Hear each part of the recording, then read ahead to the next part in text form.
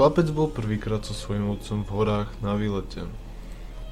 Ako tak kráčal, zrazu zakopol, spadol a zakričal. Okrem svojej bolesti však započul i hlas, ktorý zakričal taktiež. Zo zvedavosti sa spýtal, kto si? Dostal odpoveď, kto si? Potom zakričal, ja ťa počujem, ale kto si? A hlas odpovedal, ja ťa počujem, ale kto si?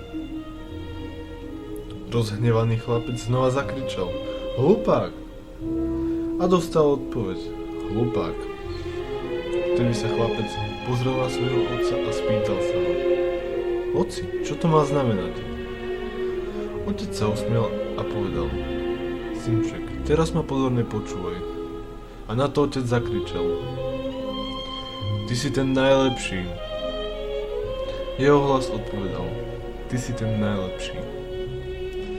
Dieťa bolo prekvapené a vôbec tomu nerozumel. Tak mu otec začal vysvetľovať. Ľudia tomu hovoria ozvena, ale v skutočnosti je to iba život. Život je ako ozvena. Vrácia ti to, čo povieš i čo urobíš. Život nie je ničím iným ako odrazom našich skutkov.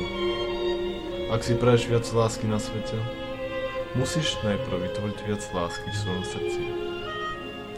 Pokiaľ chceš, aby ťa ľudia rešpektovali, musíš ich najprv rešpektovať ty. Tento princíp musíš vložiť do všetkého v tvojom živote. Život ti vráti iba to, čo dáš ty jemu. Toľko na zamyslenie. A poviem také klasické rádiové. Do počutia.